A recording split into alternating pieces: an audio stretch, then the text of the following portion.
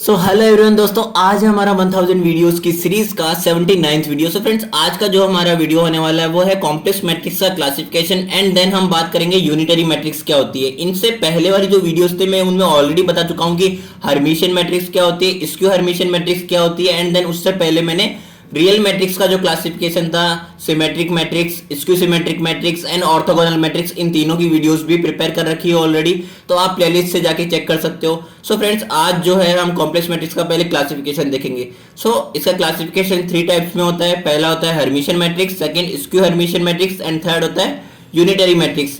अब यहाँ पे मैं हर्मिशियन मैट्रिक्स की बात करूँ तो हर्मिशियन मैट्रिक्स होता है A of theta is equal to A, यानी कि ए ऑफ थीटा यहाँ पे हमारे पास क्या है, ए ऑफ थीटा को बोलते हैं हम ट्रांजुगेट मैट्रिक्स। अब ट्रांजुगेट मैट्रिक्स क्या होती है कि मान के चलिए आप कोई एक मैट्रिक्स है मेरे पास ए, अगर मैं इसका कॉन्जुगेट लेता हूं एंड देन मैं इसका ट्रांसपोज लेता हूं, जस्ट ऑपोजिट कर देता हूं इसका ऑर्डर, मैं पहले इसका ट्रांसपोज ले लेता हूं एंड देन मैं इसका कॉन्जुगेट ले लेता हूं, तो इन दोनों ही कंडीशन में जो मेरे पास आउटकम मैट्रिक्स निकल के आएगी वो दोनों इक्वल होगी एंड उस मैट्रिक्स को हम कह सकते हैं transjugate matrix. So transjugate matrix of A अगर ए के इक्वल है तो मेरे पास हर्मिशियन मैट्रिक्स कहलाएगी एंड देन अगर ट्रांजुगेट मैट्रिक्स ऑफ ए मेरे पास माइनस ऑफ ए के इक्वल है तो मेरे पास स्क्यू हर्मिशियन मैट्रिक्स कहलाएगी।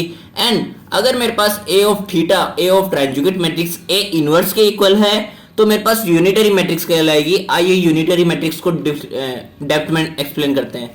सो यूनिटरी मैट्रिक्स क्या होगी, मैंने जैसा बोला कि A of theta is equal to A inverse के इक्वल होगा। अब यहाँ से ए इनवर्स को मैं अगर एलएचएस में ले जाने में इंटरेस्टेड हूं तो यहां से मेरे पास में ए मल्टीप्लीकेशन ऑफ ए ट्रांजुगेट क्या हो जाएगा, यूनिट मैट्रिक्स, आइडेंटिटी मैट्रिक्स हो जाएगी। ओके, अब अगर मैं यहां से एक रिजल्ट निकालना चाहूं जैसा कि हम ऑर्थोगोनल मैट्रिक्स में निकाले थे, ऑर्थोगोनल मैट्रिक्स में हमने क्या रिजल्ट निकाला था पहले ये देखिए कि ए एंड ए ट्रांसपोज का अगर आप मोड ले लेते हो बोथ साइड्स तो यहाँ पे मेरे पास में मोड ऑफ यूनिट मैट्रिक्स क्या आ जाता है 1 and mod of A and mod of A transpose अगर मैं देखूं तो यहाँ पे mod of A is equal to mod of A transpose होता है। ओके, तो यहां से मैंने रिप्लेस की इनकी वैल्यू, तो मोड ऑफ ए का मेरे पास में आ गया स्क्वायर। सो स्क्वायर को मैंने इस साइड भेजा तो mode of A is equal two plus minus 1 आ जाता है। बट यहां पे अगर मैं देखूं कि मेरे पास में जो रिजल्ट है ए एंड ए ट्रांजुगेट का, अगर मैं इनमें भी मोड लेना चाहूं both sides LHS and RHS तो ये तो मेरे पास में 1 हो जाएगा। बट यहाँ पे मेरे पास में ए ऑफ ट्रांजुगेट जो है वो ए के इक्वल नहीं होता।